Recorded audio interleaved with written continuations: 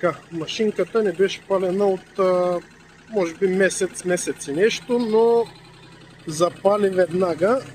Лошото е, че трябват някои ремонти на бутилките. Примерно бутилката на кофата омаслява. Трябва да я правя, да купя ремонтен комплект.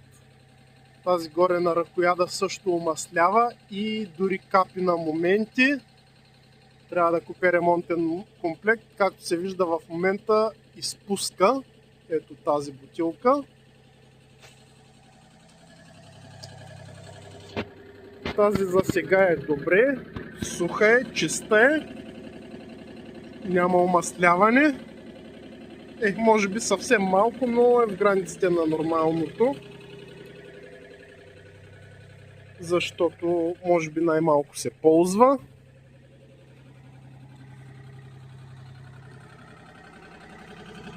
Бутилката на дъската също трябва да се прави.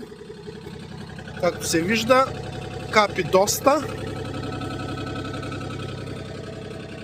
Бутилката на въртенето е добре за сега. Съвсем леко омаслява, но е в границите на нормалното.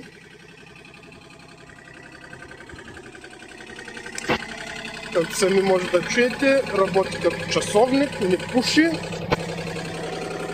Все още е студен двигателя. Ето го и двигателя. Трябва да сменя филтрите, защото машинката направи 4000 часа.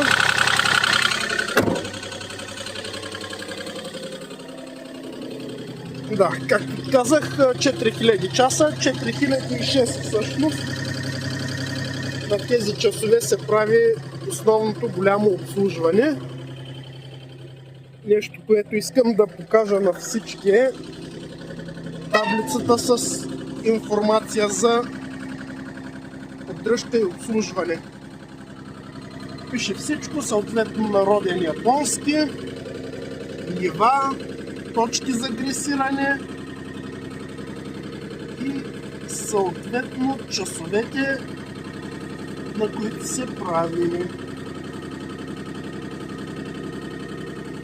Багера е бил с гаранция 2000 часа, както може да видите по табелката. Тогава се е правило последното техническо заводско обслужване.